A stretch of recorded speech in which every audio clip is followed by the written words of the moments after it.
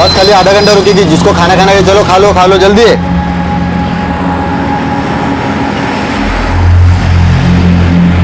ओ madam, बस यहाँ पे खाली अभी आधा घंटा रुकेगी, यहाँ से डायरेक्ट कोल्हापुर। खाना पीना कुछ खाना हो तो खा के लीजिए। हाँ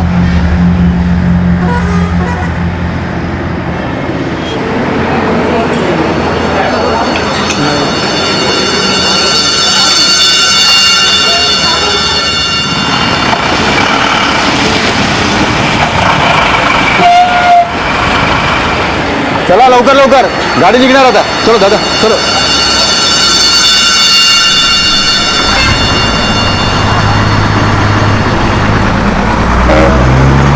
अरे भाऊ, ओ भाऊ थांबा, हो भाऊ, अरे मी आहे। मैडम मैडम मैडम, कंडक्टर साहब देखिए क्या हुआ। क्या हुआ भाई? एक सेकंड जरा बाजू उड़ो, बाजू उड़ो भाई, बाजू उड़ो।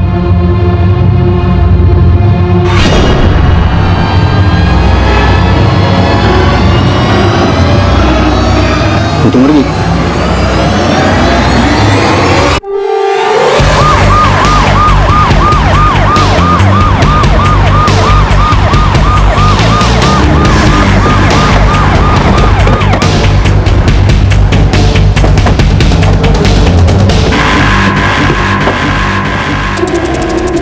जब आधे घंटे पहले ढाबे में बस रुकी थी ना, तभी ये मतलब जिंदा थी, बस से उतरी भी नहीं थी और ना इनके पास कोई सामान था।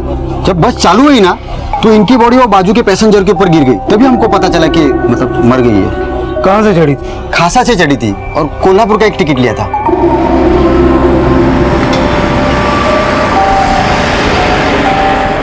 कोई था इसके साथ? नहीं साहब, अकेली थी। मगे जरा बाबा।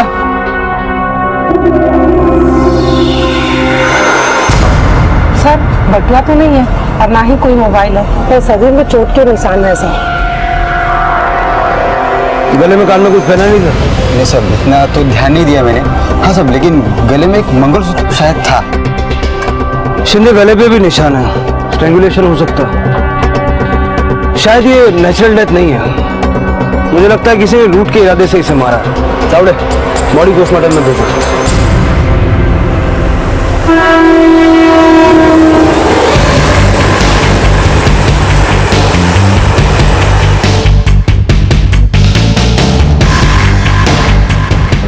सर, बस की टिकट के मुताबिक कोई भी पैसेंजर मिसिंग नहीं है और ना ही कोई शक के दायरे में है और ना ही किसी ने किसी संदिग्ध को बस और ढाबे के आसपास देखा। फिर भी घटनास्थल पर जितने लोग मौजूद थे सबका नाम पता नोट करवाओ और अपने खबरियों से बोलो कि इस एरिया में जितने भी चोर उचक्के हैं सबकी एक लिस्ट बना, और ये औरत जहाँ से बैठी थी और जहाँ जाने वाली थी दोनों पुलिस स्टेशन में इसकी फोटो सर्कुलेट करो, शायद इसकी पहचान हो सके। सर, अपनी मंजिल की तरफ बढ़ती एक जीती जागती महिला चंद ही मिनटों में एक अज्ञात लाश बन गई।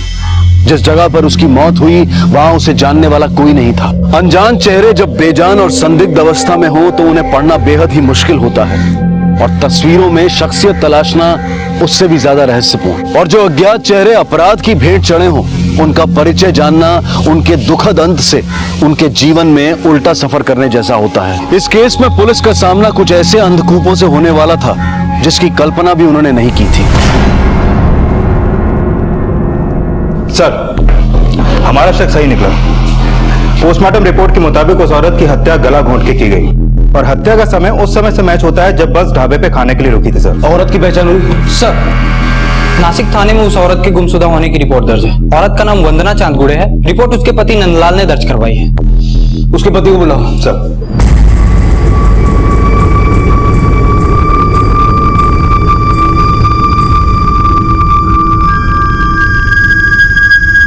वंदना, वंदना, क्या हो गया इसको? वंदना उठ, उठ वंदना, उठ वंदना, उठ। 2 दिन से मैं वंदना के लौटने का इंतजार कर रहा था, लेकिन नंदलाल कहीं ऐसा तो नहीं कि आप ही ने पीट पीट के उसको घर के बाहर निकाल दिया हो? चोट के निशान थे उसकी बॉडी में? नहीं साहब, मेरे और वंदना के बहुत अच्छे संबंध थे, लेकिन उसके साथ बहुत बुरा हुआ। हत्या हो गई उसकी। 2 दिन पहले सातारा हाईवे पर एक बस में लाश मिली उसकी। 2 दिन पहले ही वो घर से निकली थी। कहाँ गई थी? शिल्पा के ससुराल। शिल्पा कौन? माझी मुलगी 15 दिन पहले ही उसका लगन हुआ था। रजत नाम है उसके नौरे का।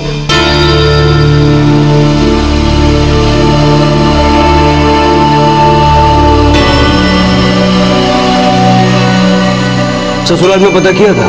शिल्पा को फोन किया था लेकिन क्या लगा नहीं। बेटी और दामाद के अलावा ससुराल में और कौन कौन है? दामाद जी का बड़ा भाई भावकर, उसकी पत्नी सविता, शिल्पा की सास अनीता, दामाद जी का छोटा भाई कुंदन और शिल्पा की ननद इंदु। शिल्पा की माँ यहाँ आई नहीं है, हमें तो पता भी नहीं था कि वो यहाँ आने वाली है। लेकिन उसके पति नंदलाल ने तो कहा कि वो यहाँ आई थी। झूठ बोल रहा है साहब वो। शिल्पा कहाँ है? उसे बुलाइए। नहीं है वो यहाँ। नहीं है मतलब?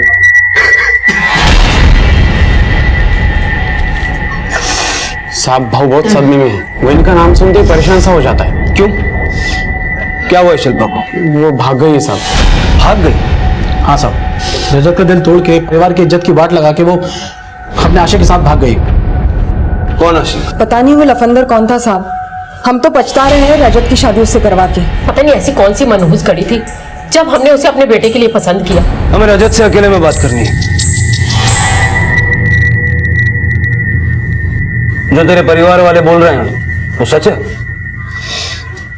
मुंह खोल के बोलो। अभी क्या बोलूं सर, जिसकी बीवी भाग गई हो वो बोलने के लायक बचता कहाँ है। आखिरी बार कब देखा था शिल्पा को? 2 दिन पहले सो के उठा तो बिस्तर पे नहीं थी। किसके साथ भागी शिल्पा? पता नहीं मेरे को। नजरें उठा के बात कर। मेरे को नहीं पता सर। शिल्पा का किसी से कोई संबंध नहीं था, वो झूठ बोलते। लेकिन सच ये भी है कि शिल्पा वहां नहीं है और आपकी बीवी के वहां पहुंचने की भी कोई पुष्टि नहीं है। जिनकी आदत झूठ बोलना, उनसे सच की उम्मीद रखना बेकार है। शिल्पा का बाप और वंदना का पति होने के नाते हम आपसे सच की उम्मीद करते हैं। बताइए, शिल्पा का गायब होना घरेलू हिंसा का मामला है या फिर दहेज उत्पीड़न का या अत्याचार की कोई और ही कहानी है? और इन कहानियों का वंदना की हत्या से क्या तार जोड़ा हो सकता है? मेरी जिंदगी तो खुद तार तार हो गई है साहब। बेटी के लापता होने की चिंता करूं, बीवी के मरने का शोक मनाऊं या अपनी बदहाली पे आंसू, मेरी तो कुछ समझ में नहीं आ रहा। बाल नोचने से सरदर्द नहीं मिटता नंदलाल। लेकिन जिनकी पगड़ी उतर जाती है साहब, उसका दर्द कोई नहीं समझ सकता। मतलब आप मानते हैं कि खोट आपकी बेटी में भी थी? चले पे नमक मत छिड़किए साहब, करे खोटे का बहुत खेल खेल लिया है मैंने। अब पक्ष तो हाथ छोड़ता हूं आपकी। ये मिन्नतें सच छुपाने के लिए है या झूठ छुपाने के लिए? मेरे आंसू सच ही उगलते हैं। जब बेटे की शादी में खुशी में छलके थे, तब भी आंखें धुंधला गई थी।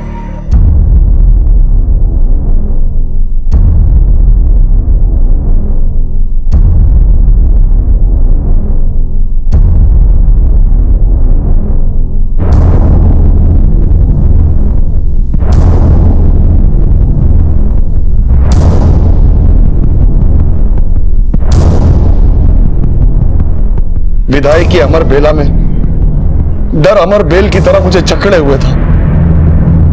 किस बात का डर? हमारे समुदाय में बेटी का बाप तब तक खरा नहीं कहलाता जब तक उसकी बेटी खरी न उतरे। रीत तो निभानी पड़ती। कैसी रीत? कौमार्य परीक्षण हमारे समुदाय में हर नवविवाहित औरत को देनी पड़ती।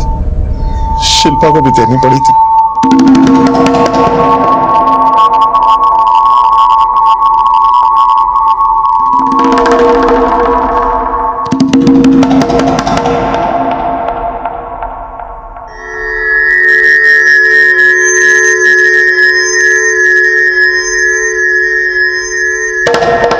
बाहर से तो सब ठीक है, बाकी सुबह पता चलेगा।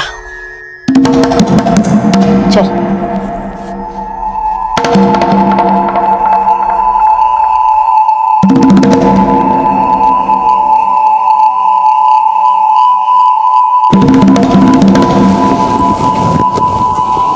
क्या हुआ? डरो मत, सब ठीक हो जाएगा। अरे माल खरा है कि खोटा? अरे माल खरा है कि खोटा?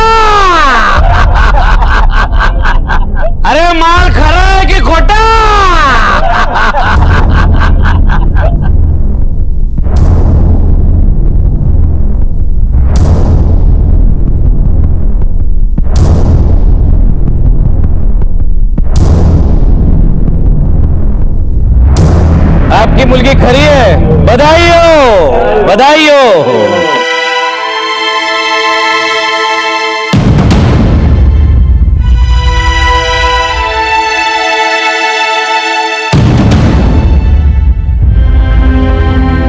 शिल्पा तो खरी साबित हुई थी ना, फिर वो किस कुरीति का शिकार हो गए? कुरीति नहीं साहब, रीति जो सदियों से चली आ रही, जो अपने स्वार्थ के लिए मासूमों को इतना मजबूर करते कि खून के आंसू रो तो भी खंजर से खुरेद के बात करते।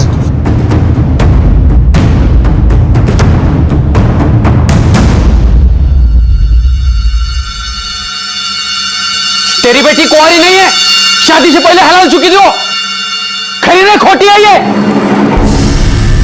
नहीं, ऐसा नहीं। ऐसा ही है। और ये देख, ये खून के निशान नहीं, लाल चाहिए, लाल चाहिए।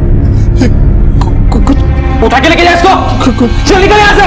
हम लोगों को फंसाया तूने। नहीं नहीं नहीं, देख कुछ गलत फहमी है। मेरे भाई के साथ खिलवाड़ किया है तूने, इसकी सजा तुम्हें मिलेगी। मेरी शिल्पा एकदम खरी है। मैं अगर तू चाहता है ना तुम्हारी शिल्पा यहाँ रहे तो 10 दिन के अंदर हमें 10 लाख रुपए लाके दे, वरना ये सब पंचायत के सामने जाएगा, समझा तू? सिर्फ 10 दिन। चल निकल।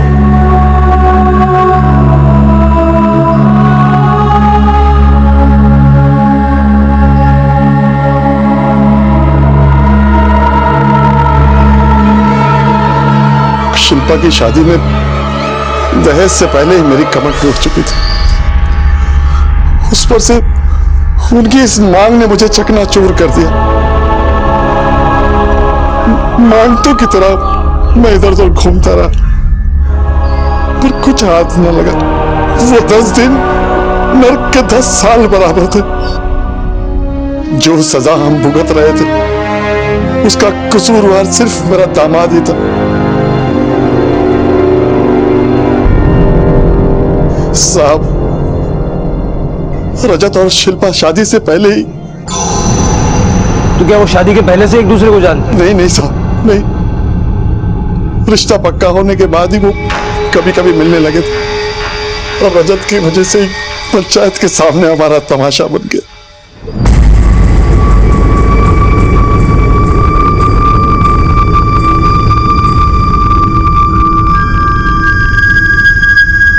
तुम पर आरोप है कौमार्य परीक्षण में तुमने धांधली की, चादर को लाल स्याही से रंगवा के तुम्हारे दुष्कर्मों को छुपाने की कोशिश की। बाबा साहब, ये झूठ है।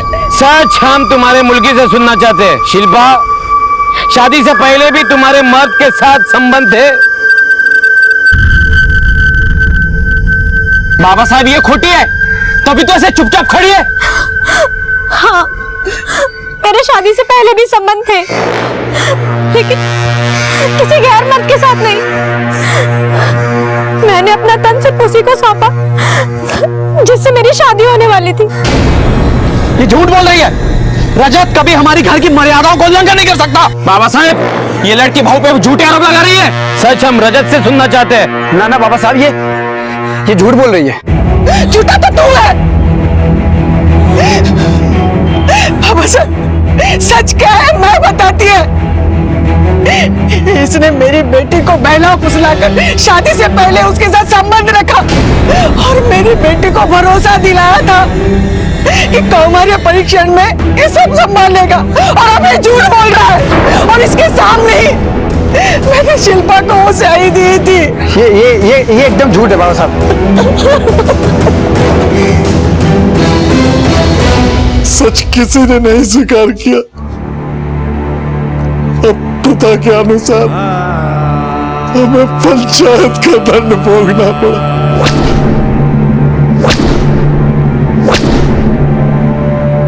ये प्रथा नहीं, ये कुप्रथा है। तुम लोगों ने इतना सब कुछ सहा और फिर भी हमारे पास नहीं है। हमारे समुदाय का कानून आपके कानून में विश्वास नहीं रखते। जिन कुप्रथाओं को हम इतिहास की किताबों में पढ़ते आए हैं, ये उसका वास्तविक प्रमाण है। लेकिन यह घटना मध्यकालीन युग की नहीं है, बल्कि 21वीं सदी की है। लड़की का वर्जिन होना अति आवश्यक है। इस सोच को पीढ़ियों से सींचा गया है, और अज्ञानता की जड़ों में बढ़ता हुआ पौधा कभी भी ज्ञान का फल नहीं दे सकता। अनपढ़ को तो शिक्षित किया जा सकता है, लेकिन मूर्खों के दिमाग से ऐसी भ्रांतियां मिटाना जलते दीपक को आंधियों से बचाए रखने जितना मुश्किल है। और जहां मामला आस्था और रिवाज से जुड़ जाता है तो वहां कानून के हाथ भी छोटे दिखाई पड़ते हैं, और जिसका नतीजा यह है कि आज 21वीं सदी में भी सीता को अग्नि परीक्षा देनी पड़ती है। बाकी मुद्दों की तरह यह मुद्दा भी महिलाओं से जुड़ा एक अहम मुद्दा है जिस पर हमेशा की तरह बहस जारी रहेगी। अभी तो हमें और जिल्लत सहनी थी, प्रथा के अनुसार हमें दंड देके अब शिल्पा का शुद्धिकरण किया जा रहा था।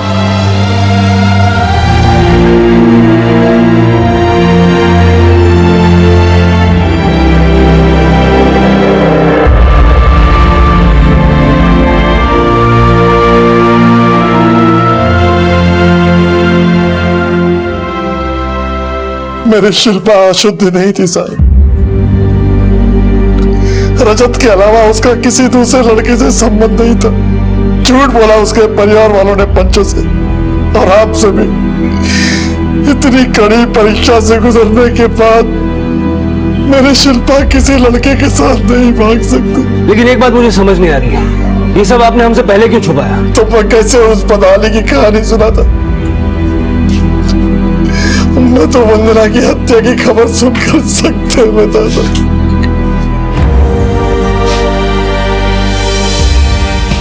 सर, नंदलाल सही कह रहा था। रजत और शिल्पा के कॉल रिकॉर्ड्स के मुताबिक वो शादी से पहले भी टच में थे और रात में घंटे घंटे बर्बाद किया करते थे। शिंदे, इस कुरीति और कुप्रथा के खुलासे का सच, नंदलाल से 10 लाख रुपए की मांग और अब ये शिल्पा और रजत की कॉल रिकॉर्ड्स की हिस्ट्री, इनसे साफ है कि रजत और उसका परिवार कोई डबल गेम खेल रहा है। और सिर्फ शिल्पा के गायब होने में नहीं, मुझे लगता है वंदना की हत्या में भी उनका हाथ है।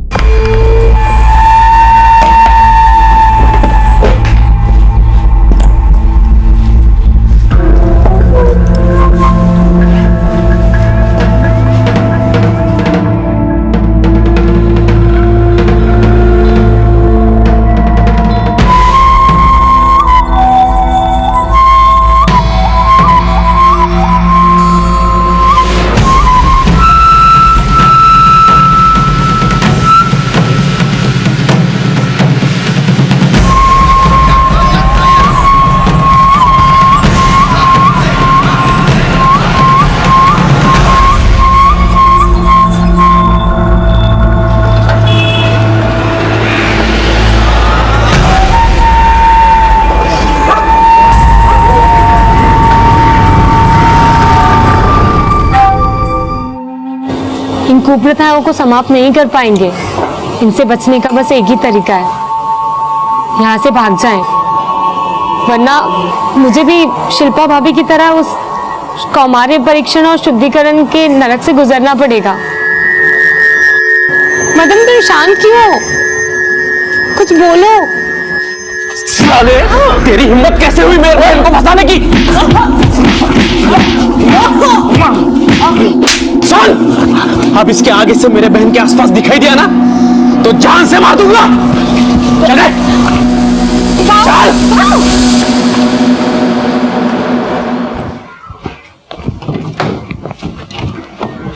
क्या देख रहे हो भैया आप? शिल्पा के गहने किधर है? ए आई आई ए आई, क्या है? शिल्पा के गहने कहाँ है? मुझे क्या पता, क्या हुआ? किधर बचे गहने तूने? कौन सा गहने? शिल्पा के गहने। देख, तू झूठ बोला, मुझे नहीं पता। ज्यादा बन मत, सीधे सीधे बता गहने किधर है वरना मारूंगा अभी। ए, जोरू के गुलाम, क्या कुत्ते बिल्ली की तरह लड़ रहे हो? इसने शिल्पा के गहने बेचे। क्या शिल्पा शिल्पा लगा रखी है? हाँ, वो खुद लेके गई होगी गहने। अरे बाहर पुलिस आई है। ज्यादा शान पट्टी नहीं, तू और शिल्पा शादी से पहले एक दूसरे से फोन पे बात करते थे, सच सच बता। सब माना, शादी से पहले ये दोनों फोन पे बात करते होंगे, लेकिन इससे साबित तो नहीं होता कि इन दोनों के बीच में कोई संबंध था। शिल्पा किसी के साथ भाग गई है, इसका सबूत है तुम्हारे पास? 100 बातों की एक बात, हम तो शुद्धिकरण के बाद भी उसे अपने साथ रखना चाहते थे, लेकिन सही होती तो टिकती ना। वैसे टिकना तो उसे नहीं चाहिए था तुम जैसे लोगों के साथ, लेकिन फिर भी तुम्हारे शुद्धिकरण जैसे ढकोसलों के लिए वो यहाँ रुकी नहीं। जानते हो क्यों? क्योंकि उसे इस आदमी पे भरोसा था, उसे लगा था ये उसके सच पे मोहर लगाएगा, उसके सम्मान की लाज रखेगा, लेकिन इसने। वो साहब, आप जो समीकरण जोड़ रहे हैं ना, वो पंचायत के सामने पहले ही खारिज हो चुका है। देश का संविधान और कानून व्यवस्था तुम्हारी ऐसी पंचायतों से कहीं ऊपर है, और खारिज तो तुम्हारा झूठ अब हम करेंगे। जब मार खाओगे ना तब सच बोलोगे।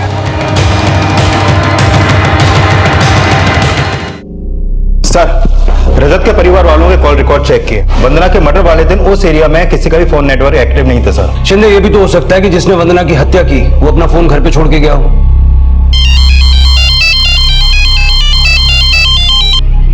हाँ मात्र बोल। सर, बैकुंठ नगर के पास एक लाश मिली है।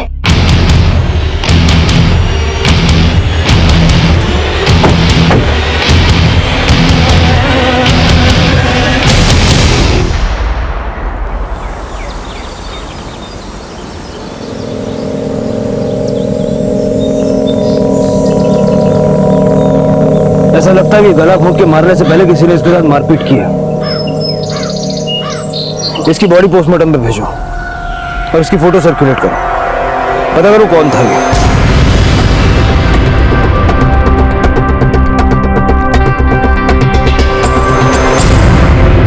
सर, पोस्टमार्टम रिपोर्ट के मुताबिक उस लड़के की हत्या गला घोंट के की गई।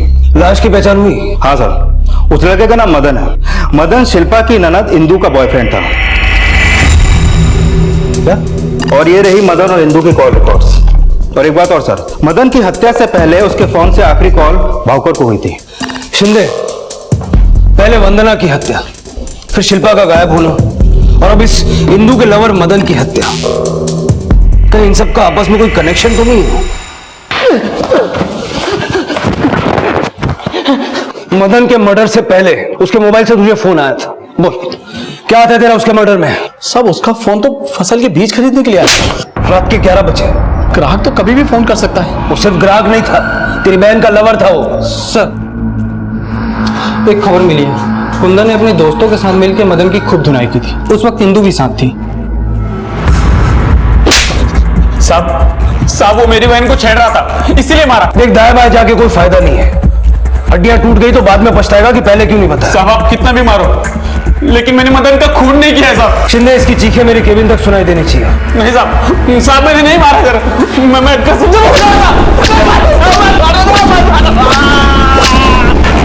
सर, बहुत तोड़ा लेकिन वो कुछ भी नहीं बोल रहा। इंदू को बुलाओ। तुम्हारे आंसू देखकर लगता है कि तुम और मदन वाकई में एक दूसरे से प्यार करते थे। सर, मैं उससे बहुत प्यार करती थी और शायद मरते दम तक उसे नहीं भूल पाऊंगी। इंदू, जिस समुदाय से तुम हो वहां से रिश्ते गलत समझे जाते हैं, फिर भी तुमने ऐसा साहस किया। मेरा बस चलता तो मैं ऐसे माहौल में जन्म तक ना लूं। तब तो तुम्हारी हमदर्दी अपनी शिल्पा भाभी से रही होगी। हाँ साहब थी, लेकिन मैं कर भी क्या सकती थी। मैं तो बस यही सोचती रही कि मदन के साथ इस नरक से कहीं भाग जाऊंगी। और मदन आया भी था उसकी हत्या से एक रात पहले।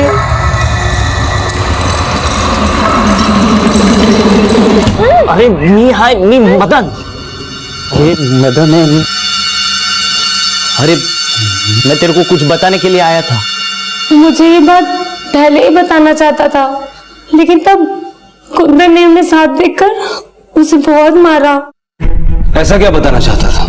वो कह रहा था कि भले ही कुंदन हमें एक होने दे या ना, लेकिन वो भावकर भाव को पटा लेंगे। मतलब? वो भावकर भाव और सविता भाभी का कोई राज जानता था। कैसा राज?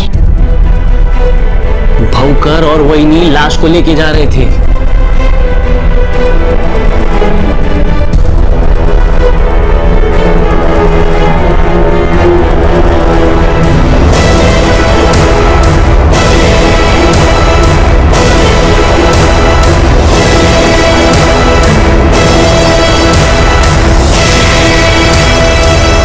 तो मदन की हत्या भावकर ने की क्योंकि वो ये राज जानता था। शायद क्योंकि उस रात मैंने भाव को फोन पे बात करते हुए सुना था। शायद वो मदन से ही बात कर रहे थे। देख, मैं तुझे जो तू मांगेगा मैं तुझे सब कुछ दूंगा, समझा? तू बस आके मिल मेरे को, मिलेगा मैं तेरे को सब कुछ दे दूंगा, समझा? समझ रहा है ना तू? शायद तब मदन ने भाव से मेरी और उसकी शादी की बात करनी चाहिए होगी। शिंदे, इस भावकर और सविता का मुंह खुलवाने से पहले हमें यह पता लगाना होगा कि शिल्पा की लाश को कहां ठिकाने लगा है।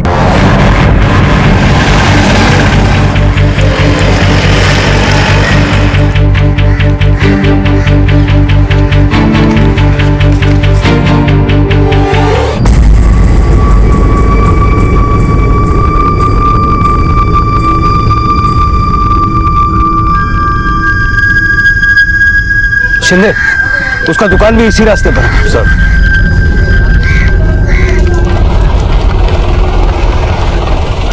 ती भावकरची दुकान कुठे? ती कोपऱ्या आली?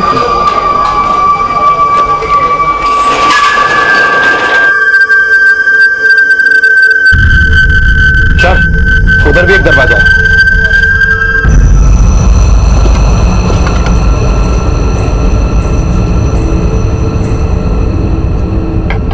ये बोरे हटाओ।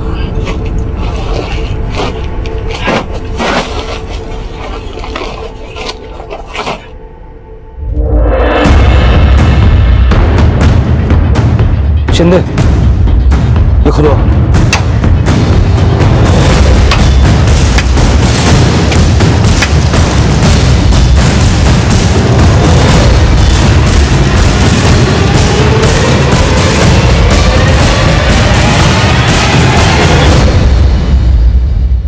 सविता, चाहो तो सारा सच खुद बता दो, चाहो तो 2-3 लेडी कांस्टेबल्स देता हूं, वो तुम्हारी मदद करेंगे, फिर सच याद करने में ज्यादा परेशानी नहीं होगी।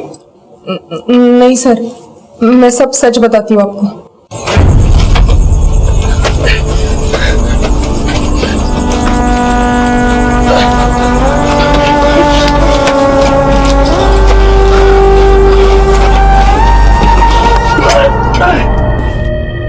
शिल्पा को किसने मारा?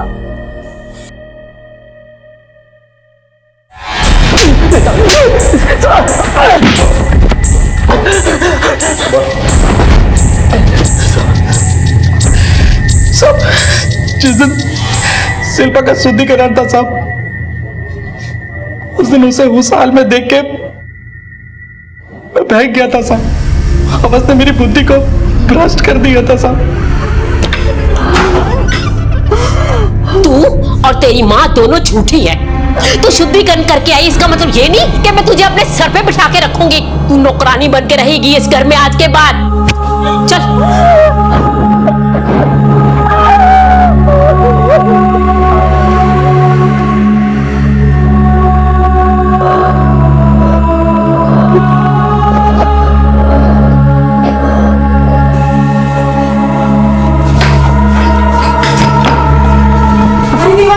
क्या किया तुमने? मैंने नहीं मारा इसको। शिल्पा, शिल्पा,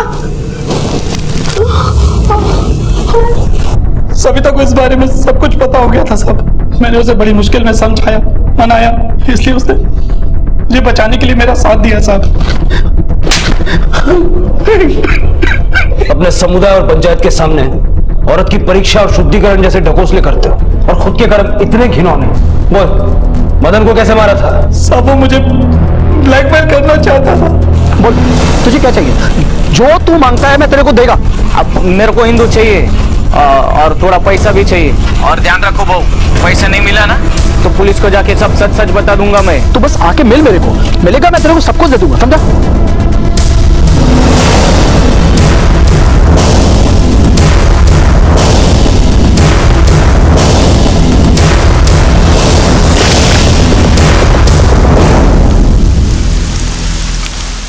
मदन की और शिल्पा की हत्या तूने की, ये तो तूने कबूल किया, लेकिन शिल्पा की मां वंदना, तो उसको भी तूने ही मारा ना?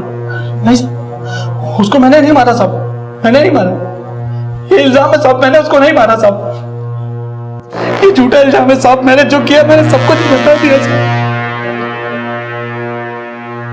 तुम तीनों को आमने सामने इसलिए लाया गया है ताकि तुम तीनों मिलकर दूध का दूध और पानी का पानी कर सको। भावकर मानता है कि उसने शिल्पा का बलात्कार किया और उसकी हत्या की। इंदु के प्रेमी मदन का हत्यारा भी यही है, लेकिन इसका कहना है कि इसने वंदना को नहीं मारा। तो अब बताओ, तुम दोनों में से वंदना को किसने मारा? मैंने नहीं मारा है साहब, भावकर नहीं मारा होगा। नहीं साहब, मैंने तो आपको पहले ही सब कुछ बता दिया। अगर साहब मारा होता तो मैं आपको बता देता, क्यों छुपाता साहब? मैंने नहीं मारा सर। अब तुम सच्चे हो या कुंदन, ये तुम दोनों आपस में डिसाइड कर लो, वरना दोनों पिटोगे।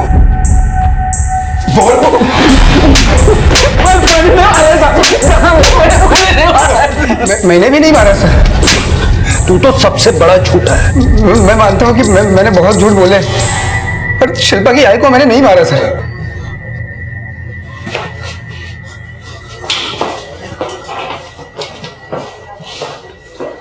अगर इस बार झूठ बोला तो ना खड़ा रहने लायक छोड़ूंगा ना बैठने लायक। मानता हूं कि शादी से पहले मेरा और शिल्पा का संबंध बना था। अरे डर मत, शादी होने वाली है हमारी। पर रजत, शादी के बाद जब कौमार्य परीक्षण होगा? कुछ नहीं होगा, और तब की तब देखेंगे। और वैसे भी दोनों तो तुम मेरी बनने वाली है ना?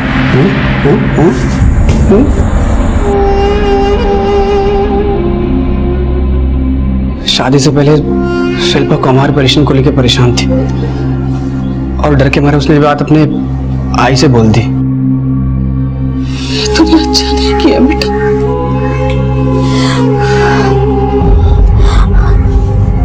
आई, मुझे रजत पे पूरा भरोसा है।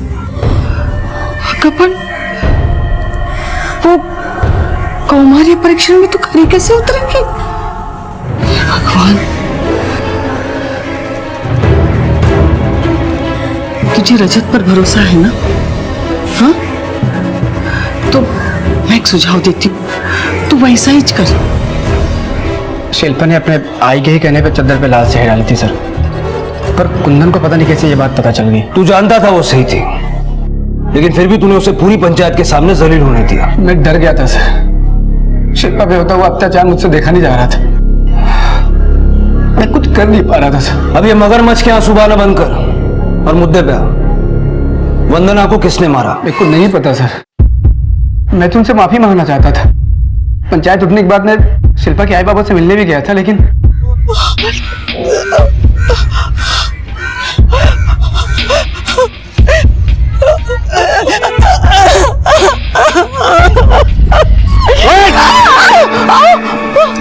तूने इतनी बड़ी बात मेरे से छुपाई। तू जानती थी तेरी बेटी। मेरी बात तो बस बहुत सुन लिया मैं। अभी तेरे को जिधर जाने का जा, घर नहीं आना। सुनिए ना, आओ आई करो।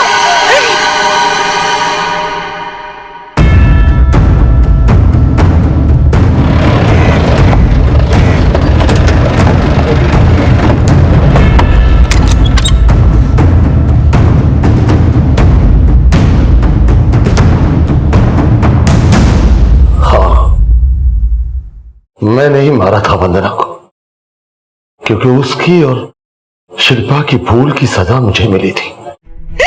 इसने मेरी बेटी को बहला फुसलाकर शादी से पहले उसके साथ संबंध रखा,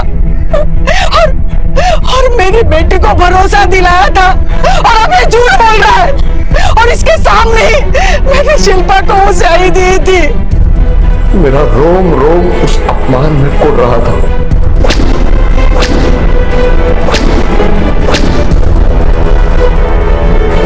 जबकि मैंने वो दोष किया ही नहीं था। मेरी बीवी ने मुझे अंधेरे में रखा, सच नहीं बताया मुझे। मुझसे बर्दाश्त नहीं हुआ, मैंने वंदना का पीछा किया।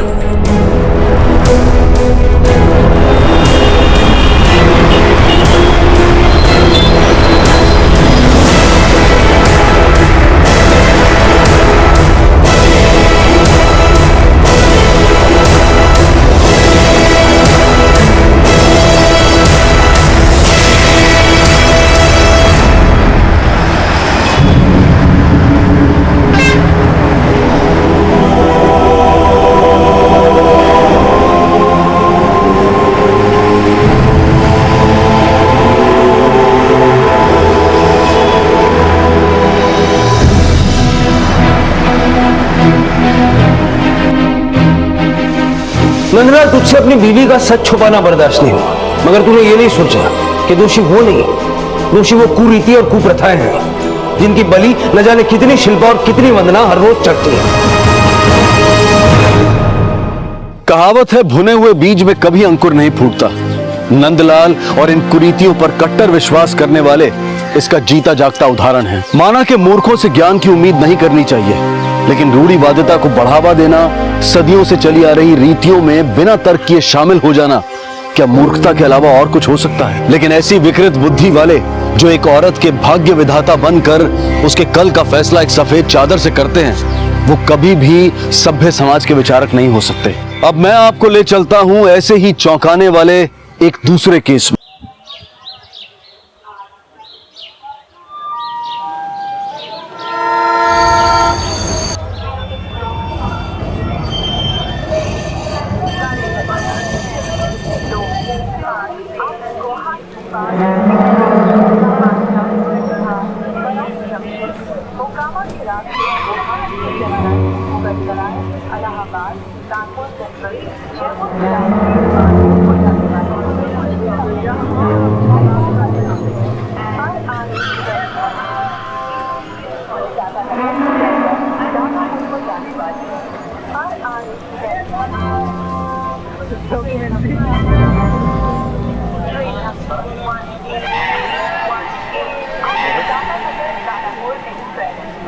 फ्रॉड, कमीने, हमें इंदिरा नगर में छोड़कर तुम यहाँ मजे मार रहे हो।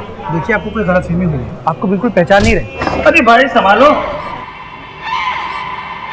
जाओ यार, अपना काम करो आप लोग।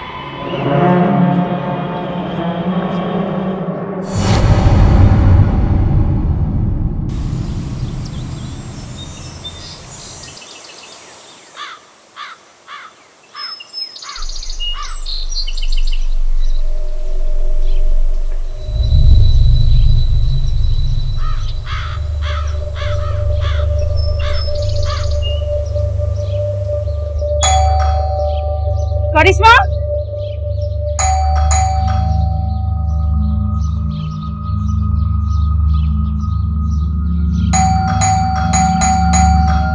करिश्मा, अरे अवधेश भैया जरा यहाँ आइए। क्या हुआ बोला भाभी? ये करिश्मा के घर से बहुत बदबू आ रही है।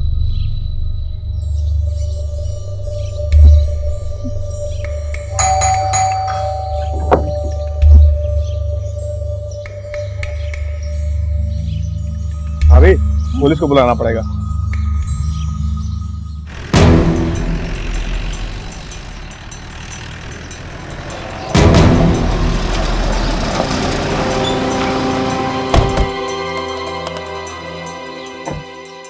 हट दीजिए, हटिए जरा।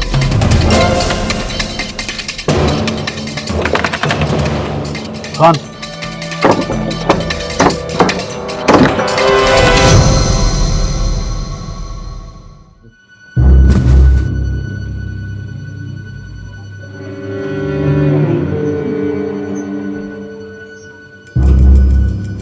पुलिस को किसने फोन किया था? तो हमने किया था साहब। तुम्हें कैसे पता चला कि यहाँ कुछ हुआ है? उर्मिला भाभी ने आवाज दी। सर, अंदर से कुछ भी नहीं मिला। यहाँ और कौन रहता? सर, करिश्मा की शादी हो गई थी पर कभी उसके पति को देखा नहीं। इस घर का मालिक कौन है? जी हम। आप कब से जानते हैं करिश्मा को? यही 20 दिनों से। उसे हमारा घर किराए पे चाहिए था। उसने हमें फोन किया कि उसकी नई शादी हुई है और उसका पति सरकारी जॉब में है। उसका परमानेंट एड्रेस है आपके पास? जी नहीं। आपके घर में आपके किराएदार की मौत हुई है और आपको उसका आता पता ही मालूम नहीं। आप जैसे गैर जिम्मेवार लोगों की वजह से क्राइम को बढ़ावा मिलता है। करिश्मा की मौत से मुजफ्फरपुर में सनसनी फैल गई। उसकी मौत ने पुलिस के सामने कई सवाल खड़े कर दिए। आखिर कौन थी ये करिश्मा और क्या थी उसकी मौत की वजह? और सबसे बड़ा सवाल ये था कि अगर करिश्मा शादीशुदा थी तो फिर उसका पति कहाँ था? सर, लड़की की बॉडी पे कोई चोट के निशान नहीं मिले। घर के दरवाजे और खिड़कियां सब अंदर से बंद थे और चोरी के भी कोई निशान नहीं है। सर, मुझे तो लगता है ये आत्महत्या केस है। घर में ना कोई आईडी प्रूफ मिला, ना ही कोई डॉक्यूमेंट मिला, ना ही उस लड़की की कोई फोटो मिली, ना ही पति पत्नी के साथ में कोई फोटो मिली। महज एक इत्तेफाक है या सोची समझी साजिश है? और एक बात नोट की तुमने खान, उस कॉलोनी में किसी ने भी उसके पति को नहीं देखा है। इसके पीछे कोई गहरा राज है खान। सर, हमने कॉलोनी के गार्ड से पूछताछ की। वो कह रहा था कि उसने करिश्मा के पति को एक बार करिश्मा के साथ देखा था।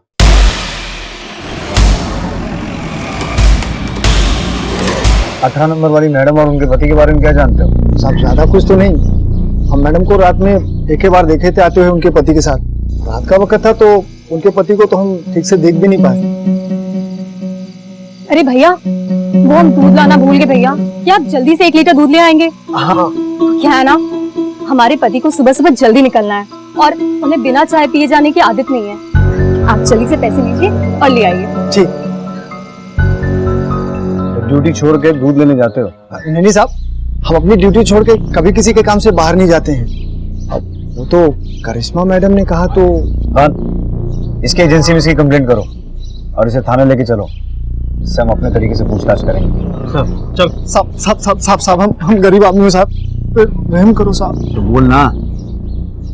जब से हम वो मैडम का वीडियो देखे थे तब से हम। वीडियो? कैसा वीडियो? वो वाला वीडियो साहब।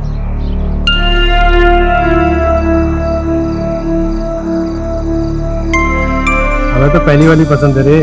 अरे साला सुहाग रहा था तो ऐसे। सर, पोस्टमार्टम रिपोर्ट आ चुकी है। करिश्मा की मौत दम घुटने से हुई है और मारने के बाद उसे लटकाया गया। मतलब उसका पति? हो सकता है सर। खबरी को लगा दो काम पे।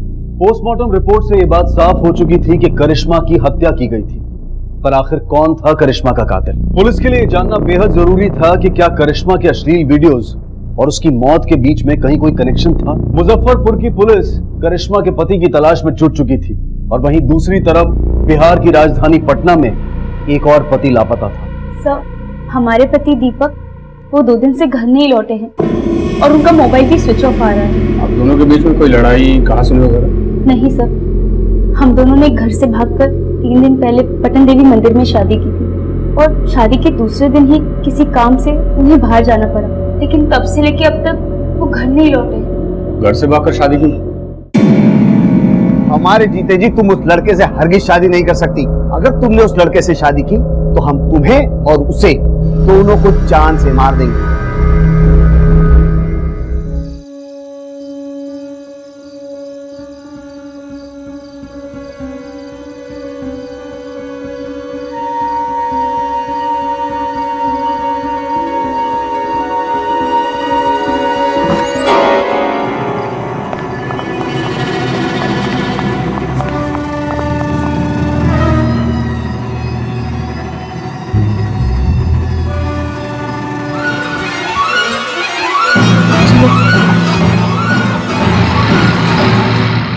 आपको लगता है कि आपके पापा ऐसा कर सकते हैं? हमारे पापा गुस्से में कुछ भी कर सकते हैं। ठीक है, अपने पति की एक रिसेंट फोटो दे दीजिए, हम आसपास के थाने में भिजवा देते हैं। जिस बैग में डॉक्यूमेंट्स थे और सारी फोटोज थी, वो तो शादी करते वक्त ही मंदिर से चोरी हो गया। रहती कहाँ? मुसल्लापुर। रहने वाली कहाँ की? मुजफ्फरपुर की। एड्रेस लिखवाओ।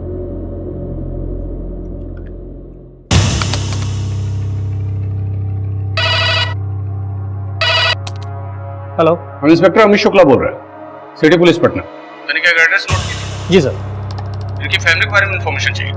कोई मर्डर या किडनैपिंग का मामला हो?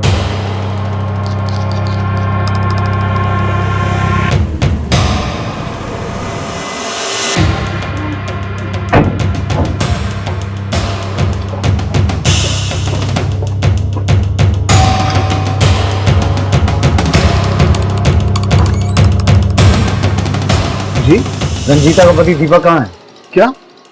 अनजान बनने की जरूरत नहीं है, साफ साफ बताइए, रंजीता का पति दीपक कहाँ है? जिस रात वो उस कमीने के साथ हमारे घर से भागी थी, उसी समय वो हमारे लिए मर गई थी। सच सच बताइए, किडनैप करवाया या मरवा ही दिया? ना किडनैप करवाया, नहीं मरवाया उसे। हम तो उसे जानते तक नहीं, हमने आज तक उसे देखा तक नहीं। ऐसे ही दिखता है आपका पति? जी सर। सर, मोबाइल अभी भी बंद आ रहा है।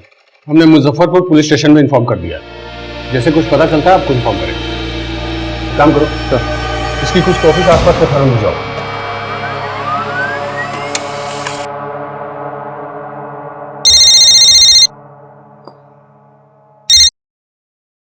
हेलो, मुजफ्फरपुर से इंस्पेक्टर विपिन राय बोल रहा हूँ। जी इंस्पेक्टर। हमने रंजीता के माँ बाप से पूछताछ की है, उन्हें रंजीता या उसके पति से कोई लेना देना नहीं है। ऐसा लगता तो नहीं उन्होंने कुछ किया। लेकिन अगर उन्होंने कुछ नहीं किया तो आखिर रंजीता का हस्बैंड गया कहाँ? हम दीपक के स्केच को सर्कुलेट कर देते हैं, अगर कुछ पता चलेगा तो आपको बताएंगे।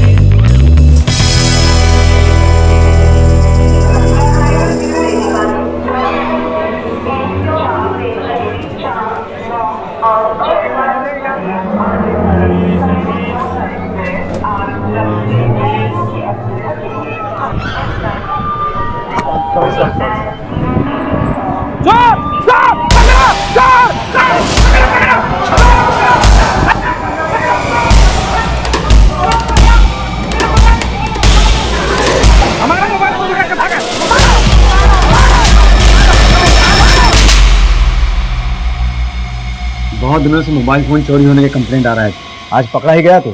सर, विमन के पास से जो मोबाइल फोन बरामद हुए हैं उसमें से इस फोन में अश्लील वीडियोस हैं।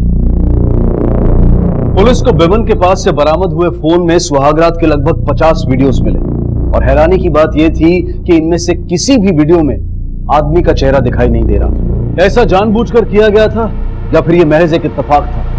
पुलिस को इसमें एक गहरी साजिश की बू आ रही थी। सर, कहां से आए वीडियो?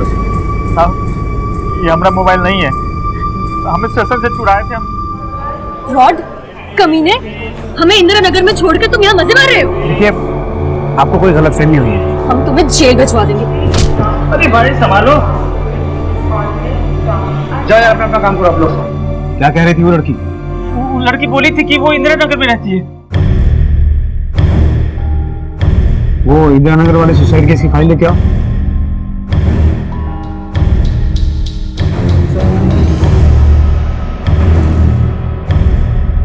यही थी वो लड़की? हाँ साहब, यही लड़की थी। यही झगड़ा कर रही थी वहां पर। इसका मतलब हो सकता है कि फोन करिश्मा के पति का हो, पर वो ये क्यों कह रहा था कि करिश्मा उसकी पत्नी नहीं है? हो सकता है दोनों के बीच में कुछ अनबन हुई है सर।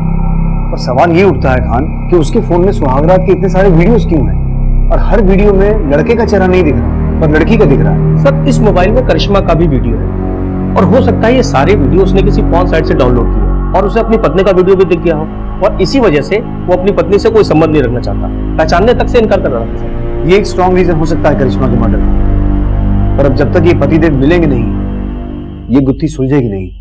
सर, हमारा नाम रंजीता है। हमें पटना पुलिस ने कहा कि हमारा केस यहाँ मुजफ्फरपुर में ट्रांसफर कर दिया गया है।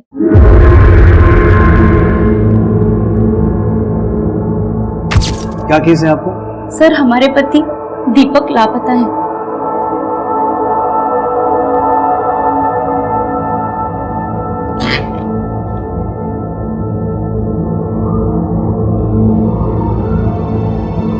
सर,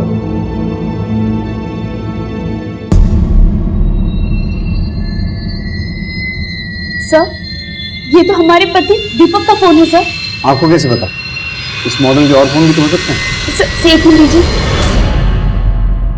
सर, ये स्क्रैच, सर वो हमारा वीडियो बनाना चाह रहे थे और हम उन्हें रोक रहे थे। उसी हाथापाई में ये स्क्रैच आ गया। कविता,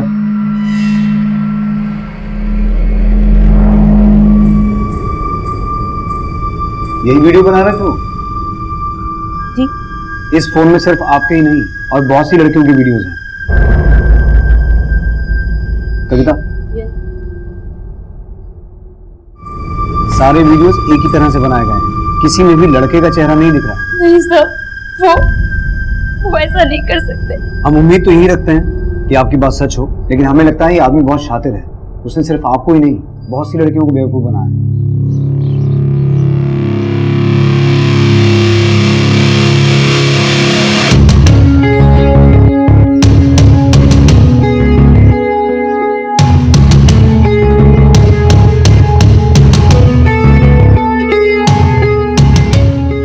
अनाथ को आप अपनी बेटी दे रहे हैं, हमको समझ में नहीं आ रहा कि हम आपका शुक्रिया कैसे अदा करें। अब तुम अनाथ नहीं रहे, हम लोग है ना इतनी मेहनत करके सरकारी अफसर बने, हमें पूरा यकीन है कि हमारी बेटी तुम्हारे साथ खुश रहेगी।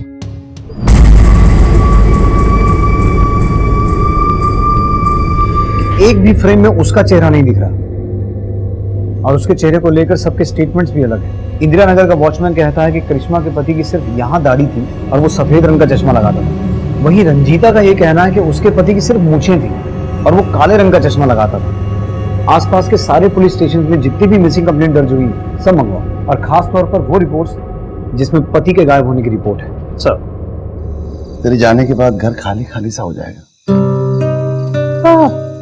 आप ऐसा क्यों सोचते हैं? पता है, हमने संतोष जी से बात कर ली है और उन्होंने बोला है कि शादी के बाद आप हमारे साथ ही रहेंगे। बेटी के घर रहकर मैं पाप का भागीदार नहीं बनना चाहता बेटा। आज के जमाने में सरकारी जॉब वाले लड़के इतनी आसानी से कहां मिलते? तुम बहुत खुशकिस्मत हो। देश के कई इलाकों में आज भी मल्टीनेशनल कंपनीज के ऑफिसर्स की बजाय सरकारी दफ्तर के क्लर्क को अहमियत दी जाती है। यह तो साफ हो गया था कि दीपक नाम का यह शख्स लड़कियों के साथ शादी करके उनके अश्लील वीडियोस बनाता था, मगर ये उसका शौक था या फिर इसके पीछे कोई और ही वजह थी। आसपास के सभी थानों से मिसिंग लोगों की फाइल्स मंगवाई गई। पुलिस किसी भी तथ्य को नजरअंदाज नहीं करना चाहती थी।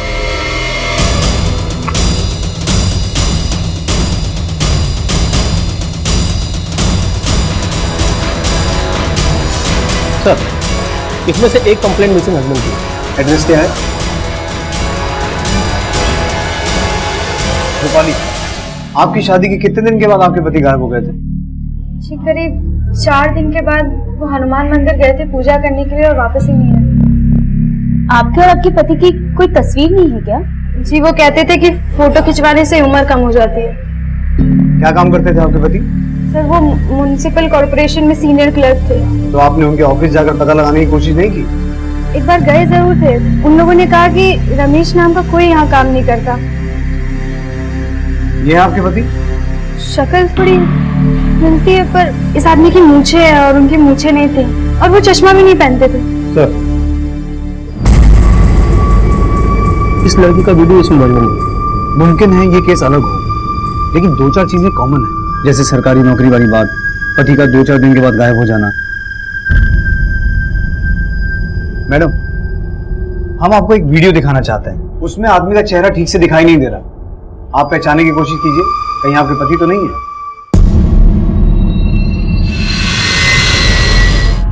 सर उन्होंने हमारा भी ऐसा वीडियो बनाने की कोशिश की थी पर हमने मना कर दिया था और ऐसा हर रात होता था।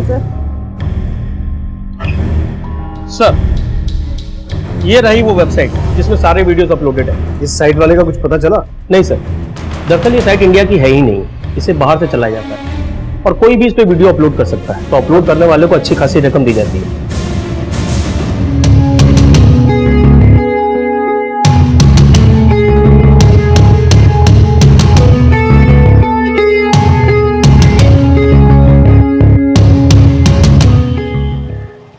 मेहमानों को खाने पीने का ध्यान रखना। और ये लोग इतना समय के बाद। हाँ हाँ, ये करवाते हैं भैया, थोड़ा हाथ बढ़ाना जरा जल्दी। हाँ, खुश। भैया वो एक बात करनी थी। भैया जब हम दिल्ली गए थे तो हमने सोचा कि क्यों ना दमान जी के ऑफिस होगा। ऑफिस जाके हमें पता चला कि संतोष नाम का कोई ऑफिसर काम नहीं करता। हमें तो कुछ गड़बड़ लग रहा है। लड़के को पकड़कर पूछताछ करते, उससे दिल्ली बात करवाते। नहीं नहीं नहीं, हमें बात पुलिस तक पहुंचानी चाहिए। उनसे रिक्वेस्ट करेंगे कि वो जो भी छानबीन करें वो चुपचाप करें। क्या आपको पक्का यकीन है कि वो शख्स झूठ बोलकर आपकी बेटी से शादी करने की कोशिश कर रहा है? जी सर, हम खुद दिल्ली से पता करके आए। कुछ दिन पहले मुजफ्फरपुर पुलिस से ऐसा ही एक अलर्ट आया। हो सकता है ये शख्स वही। कोई फोटो है उसकी आपके पास? जी हमारे पास एक तस्वीर है।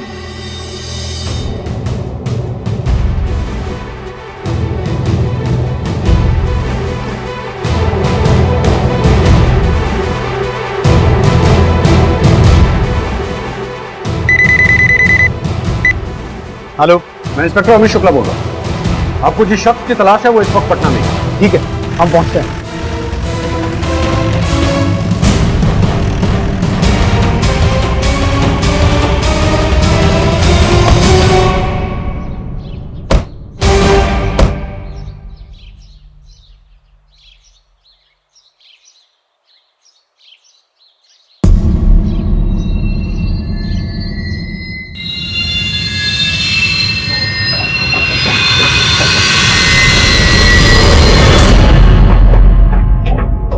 Sorry madam.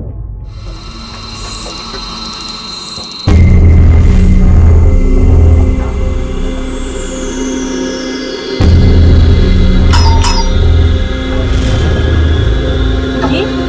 क्या आपको पड़ोसी हो? हाँ कुछ पता है कहाँ है? ये तो कर रहा अभी, मगर आज इसने बुर्खा पहना था। Sorry madam.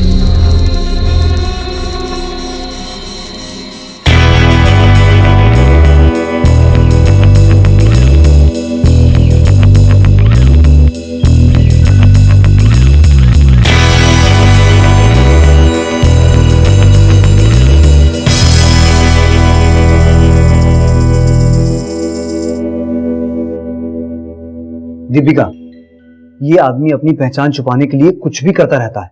अब हमें आपकी थोड़ी सी मदद चाहिए। आप लोग ये शादी का नाटक जारी रखिए। आज रात जैसे ही वो शादी करने के लिए आएगा, हम उसे धर लेंगे। ठीक है।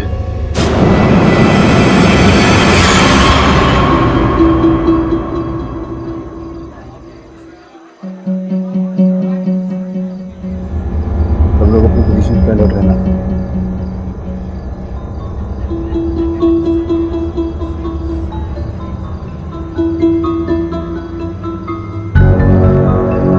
उसे जरूर हमारे यहाँ होने की भनक लग गई होगी। इस शहर से बाहर जाने के जितने भी चेक पॉइंट्स हैं, हर जगह नाका लगाओ। रेलवे स्टेशन, बस स्टैंड, हर जगह अपने आदमी सिविल ड्रेस में भेजो। अभी बहुत ज्यादा टाइम नहीं हुआ है, इसी शहर में होगा, लेकिन यहाँ से भागने की फिराक में होगा। Let's go.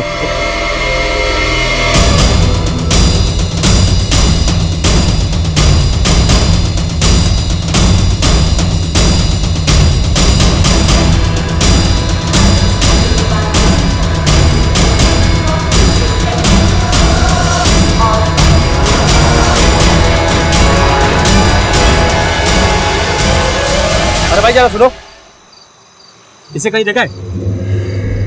हाँ साहब, ये आदमी को हमने अभी अभी देखा है और एक लड़के भी थे साथ में। कहाँ देखा था साहब? वो बरौनी ट्रेन में चढ़ा था। ट्रेन अभी अभी निकली है साहब।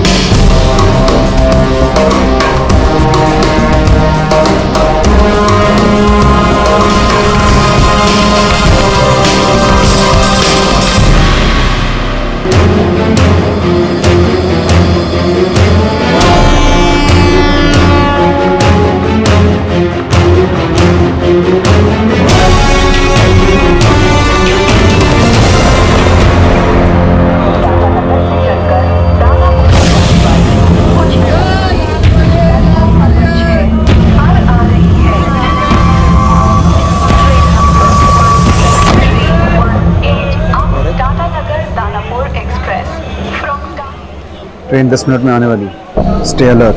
जब तक मैं ना कहूँ कोई फायरिंग नहीं करेगा। ध्यान रहे, उसे शक नहीं होना चाहिए। I repeat, stay alert.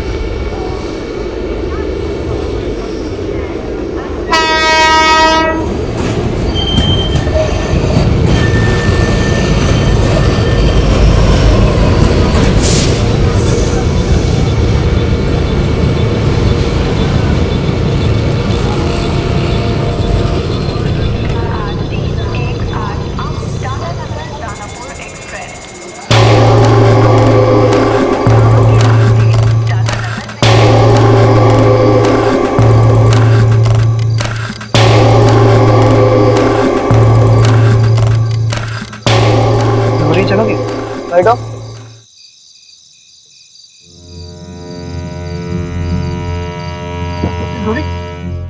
तुम ये क्या कर रही है? तुमको बोले तो ना मलक लग जाएंगे। जाओ उतरो। अरे इतनी रात को कोई रिक्शा जाने को तैयार नहीं था। हम कहीं नहीं जाएंगे। यार बात समझो, हमारा दिमाग खराब मत करो। जाओ उतरो, जाओ। सर ऑटो स्टैंड पे आई, यहाँ कुछ गड़बड़ है। अरे डर लगता है। हम नहीं जाएंगे। क्या चल रहा है सब? उधर नहीं मैडम, आप उधर बाहर निकल। क्या कर रहा था? देखिए साहब,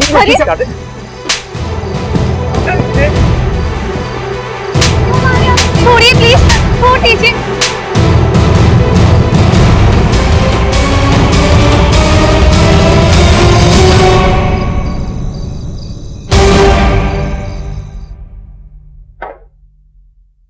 चलिए पंडित जी, शुरू कीजिए अपनी राम कहानी। हमारा मकसद सिर्फ एडल्ट वीडियो शूट करके उसे वेबसाइट पे महंगे दामों पे बेचना था। सरकारी नौकरी में बोल के लड़कियों को और उनके घर वालों को पटाना बहुत ही आसान होता था सर। नकली शादियां तो हमने 62 की, और वीडियो सिर्फ 50 ही बना पाए जो वेबसाइट पे है। करिश्मा को मारा क्यों? उसको हमारी असलियत के बारे में पता चल गया था कि हमें इंदिरा नगर में छोड़कर तुम यहाँ मजे मार रहे हो। अरे आप ये क्या बात कर रही हैं? हमको कुछ समझ में नहीं आ रहा है। हम तुम्हें जेल भिजवा देंगे। अरे क्या हो गया भाई? संभालिए अपने आप को। क्या है भाई साहब, आप लोग क्या तमाशा देख रहे हैं? जाइए अपना काम कीजिए। अच्छा तुम अरे सुनो, अरे सुनो मेरी बात, अरे बस मेरी बात सुनो, हम वादा कर रहे हैं तुमसे, हम उसे छोड़ देंगे। लेकिन हमारे होते हुए तुमने दूसरी शादी कैसे की? मम्मी पापा के दबाव में करना पड़ गया। लेकिन तुमने तो कहा कि तुम्हारा कोई भी नहीं है। हमने तुमसे झूठ बोला था, हमारी मम्मी और पापा दोनों, तो हम कल सुबह उनसे मिलने चलेंगे, ठीक है? ठीक। हमारी बहुत मिन्नतों के बाद उसको हमारे ऊपर विश्वास हो, सिर्फ इस शर्त पे कि अगली सुबह मुझसे अपने माँ बाप से मिलवाएंगे, जो मुमकिन नहीं था। मतलब हमारे पास सिर्फ वो एक रात ही थी करिश्मा से छुटकारा पाने के लिए। याद रख, क्राइम का मोटिव कुछ भी हो, क्राइम क्राइम ही होता है, एंड क्राइम नेवर पेज।